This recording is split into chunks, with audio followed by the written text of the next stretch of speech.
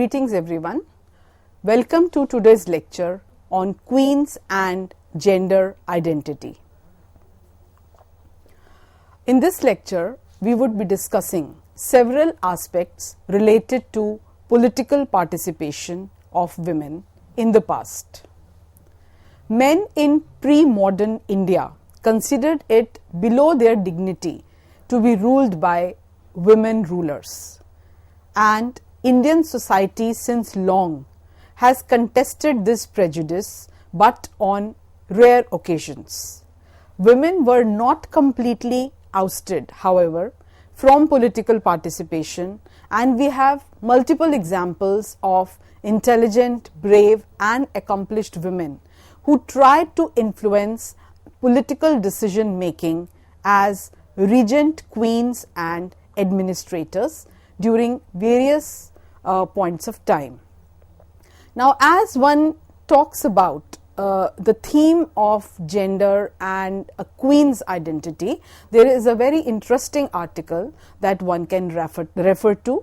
This article is by Shatrupa Bhattacharya, Probing the Absence of Maharani, a survey of the Vakataka inscriptions. In this particular reading, several aspects of a queen's personality, a queen named Prabhavati Gupta, have been discussed.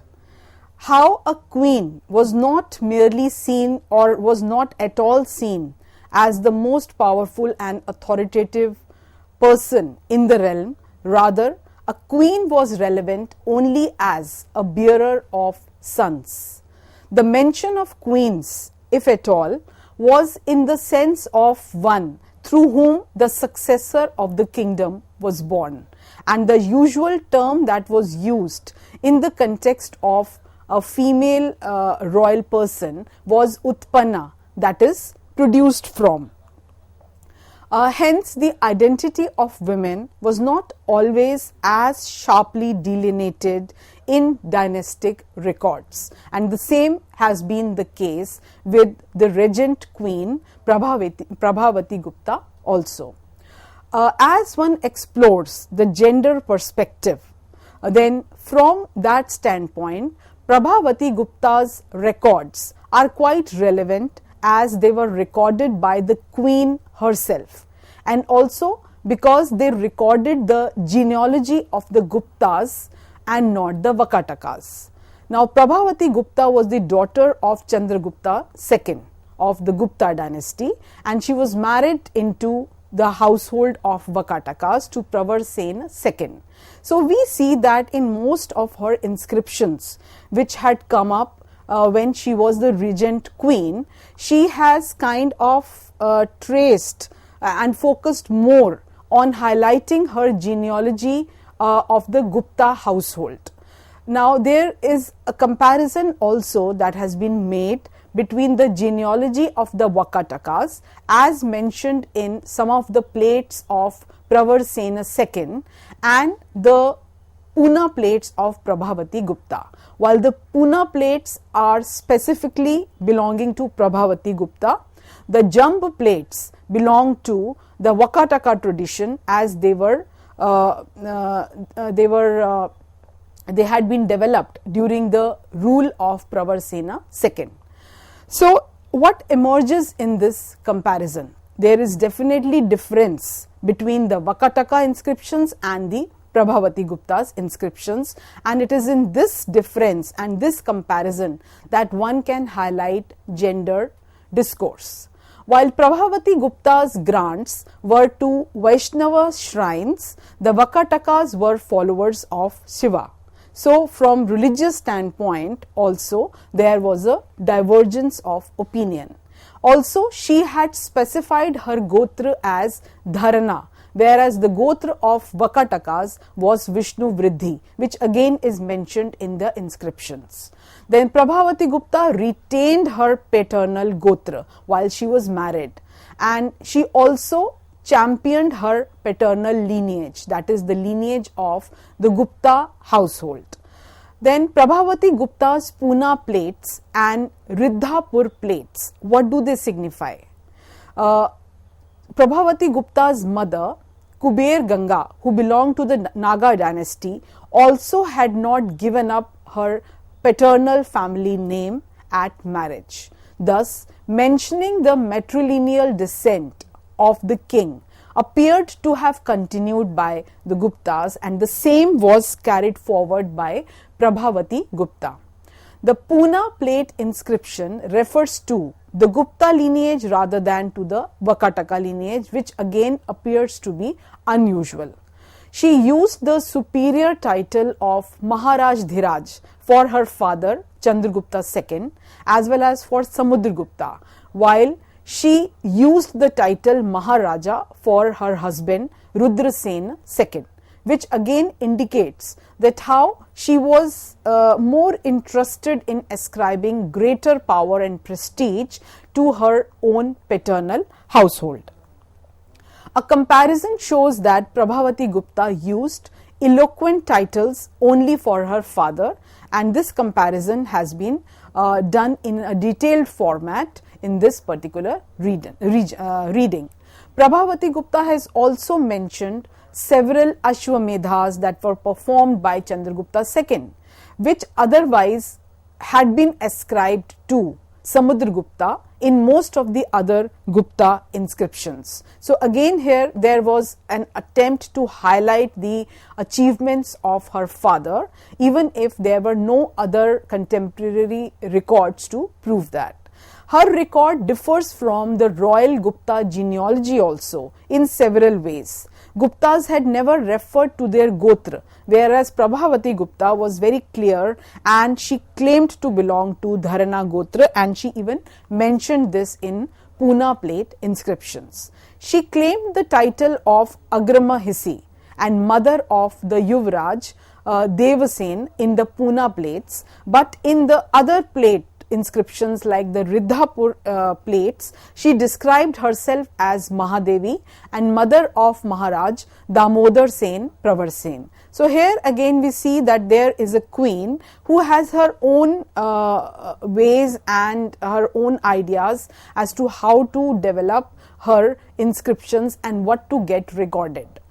Now if one goes into detail of the Gupta lineage, overall, the main concern of Prabhavati Gupta appears to highlight her parentage rather than her lineage of the Vakatakas. So Prabhavati Gupta completely distinguished her identity and she emphasized her status and position different and probably higher from the Vakatakas, because she considered herself to be part of the Gupta clan. In all her grants, she emphasized her position as the daughter of a powerful king and the wife of Rudrasen II as well as the mother of the ruling king.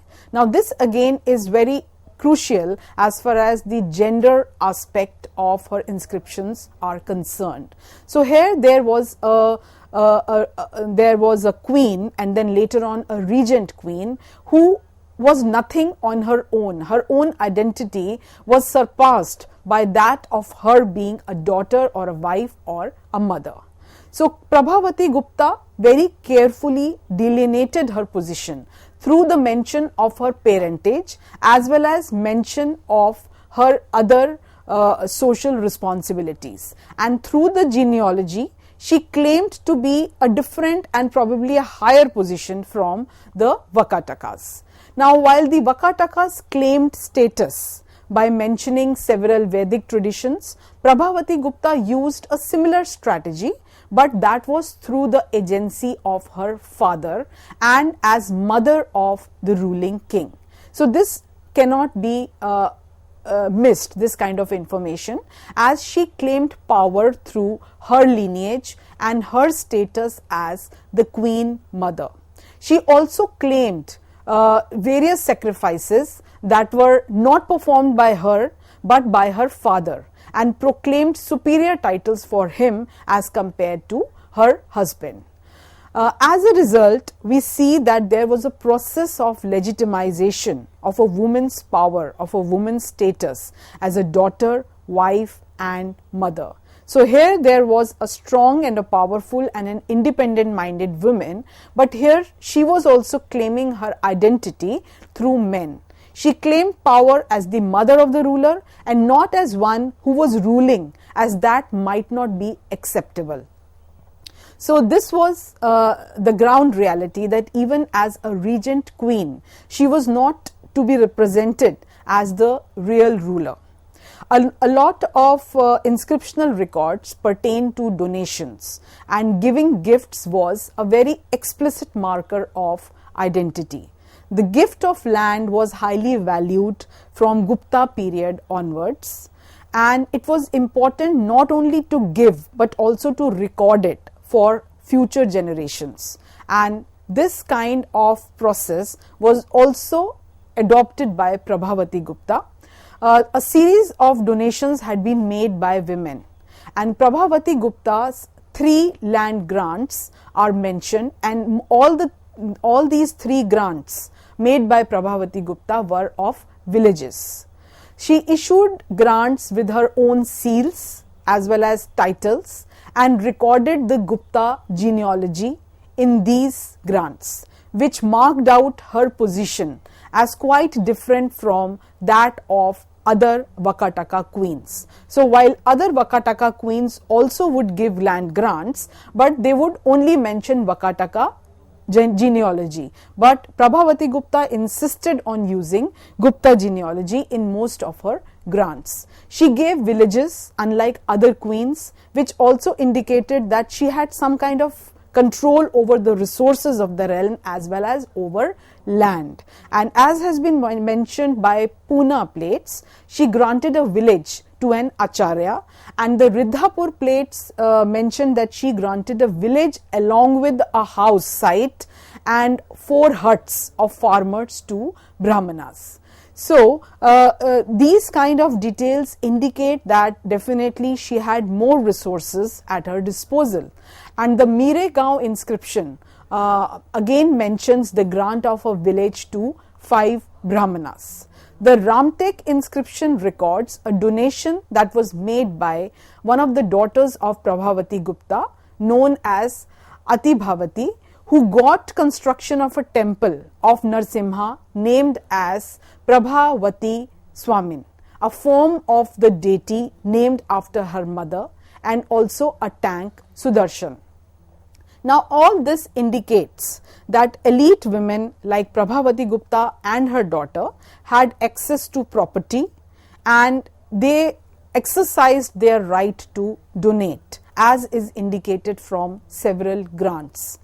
And they also claimed legitimacy by getting these grants recorded and getting inscriptions made. However, even in this aspect, there are gender differences. There are noticeable gender differences in terms of variety as well as the kind of gifts. So while Prabhavati Gupta gave village in one of her grants, but the difference can be noticed in terms of the administrative rights. So the same kind of administrative rights that are visible in the grants given by Vakataka kings or other male donors is not visible in her inscriptions. Most of the king's inscriptions used to mention the names of state functionaries. They were informed about this donation, and as well as the minister's grants were formally informed. Generally, the records mentioned the writer, the scribe, as well as the engraver. And there was an official called Sarvadhyaksha. Then there were police officers and the soldiers of noble birth, as well as Senapati, scribe, and the Dutaka. All these were mentioned in any grants that had been given by the kings or by the ministers. However, the Pune plates of Prabhavati Gupta do not address any such official. She merely informed the Gram Kutumbin, and the Ridhapur plates do not address officials, and they only mention the Dutaka and the writer. So what does this indicate? This clearly indicates that while here there was a powerful and an influential queen, but she had limitations to her authority. Now we move on to the next important period of our understanding and of our research, and that is the medieval period. The medieval period in India was different from earlier times. The introduction of Islam changed the political structure of India in significant ways. So now we are going to explore as to what were the aspects associated with various facets of a woman's life and how there was a completely different kind of power politics that was now to accord a different status to women. So while in the beginning there is an observation that probably during the medieval period there was some kind of curtailment of the power and the prestige of the female the females in society. However, contrary emerges from a description of the power politics. There was definitely an opening up of power politics, and in fact this is quite contradictory, that while on the one hand Islam imposed the veiling of women, but on the other hand it also allowed for women's participation in political activity, which can clearly be seen in the case of Razia Sultan, Noor Jahan and Maham Anga. So if we describe women as rulers, then we can definitely start our discussion with Razia Sultan, who was the first and the only woman of the Sultanate to ascend the throne at Delhi, and she was in power from 1236 to 1240. She was the daughter of Iltutmish and was selected by Iltutmish because her brothers were not fit enough and they were not properly trained, or they were indulging in vices, so they were not responsible enough to take charge of the administration. So Iltutmish selected her as heir apparent on the basis of her competence as well as experience. Following Iltutmish's death, she established herself on the throne, even though her mother supported the claims of her brother Ruknuddin Firoz. Razia's accession raised serious questions about the right of females to enjoy sovereign power, a practice that was known to the Turks and the Persians, but it was new to India. She appeared daily on the imperial throne in male attire, and she was also involved in several battles against rebellious Turkish nobles, and she was finally captured and put to death while she was a prisoner. So many of the characteristics of Razia's career are found in the later Viranganas that came to be described as very important part of history.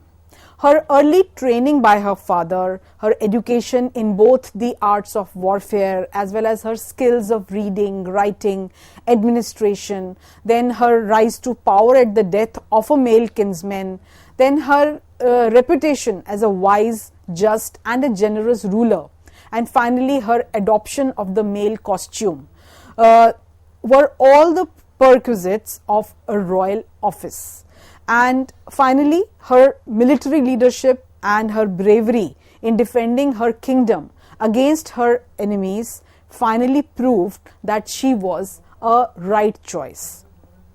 Now, besides Razia, we can give example of several queen regents who ruled among the Rajputs, Muslims, Marathas, Gonds, etc. The concept of queen regent was possible ultimately due to the rejection of the practice of sati by these royal women. So they defied the code of female virtue through self-sacrifice, and they kind of took the reins of kingdom at a time when their husbands had died and probably the next in line, the successor, was not yet ready. They assumed power and ruled in the place of the male offspring. the greater obligation of serving one's family and kingdom in the face of hostile threats was something that was resorted to by such queens. Now, one can give some examples. For example, the Samar Singh of Chittor was defeated in and killed in the second battle of Tarai against Muizzuddin Muhammad in 1192. And at that time, his queen Kurma Devi and her minor son Karan was still not fit enough to rule. So she headed the Rajputs and fought near Amber, when Qutbuddin was finally defeated and also wounded. Then another brave queen was Rani Durgavati, who ruled among the Gonds of what is now Madhya Pradesh at the time of Emperor Akbar. She was the daughter of Chandela Rajput chief of Mahoba, and she had learnt horse riding as well as hunting. And after marriage to Dalpat Rai, who was the king of Gondwana, she gave birth to a son Bir Narayan, and after her husband's death, she became the regent queen. And she was even successful in repulsing the incursions of Baz Bahadur of Malwa repeatedly. And there are several legends about her skill in tiger hunting, and some of these legends are also to be found in Abul Fazl's writing. Then Durgavati's challenge came with the advance of Akbar's imperial army under the leadership of Asaf Khan. Then she donned an armor and she mounted an elephant, and in fact she inflicted 2 crushing defeats on Akbar's army also under the leadership of Asaf Khan. And finally, in the third battle, she was badly wounded, and even her son was wounded, and they all deserted the field. But she continued to fight on her elephant and sustained serious wounds, and finally she stabbed herself, and hence her 16 years of regency came to an end.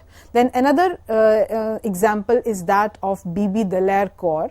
Her success had occurred during a battle with Wazir Khan, who was part of the Mughal Empire and the governor of Sirhind. Bibi Daler Kaur, with her army of 100 women warriors, responded to the challenge, and finally Khan's soldiers were given some kind of a challenge by Kaur and her army. Then another example of such brave women was that of Belavadi Malamma. Belavadi Malamma was the first woman to form a women's army in 17th century. She was born to a Sode king, Madhulinga Nayak, and was the wife of Prince Isa Prabhu.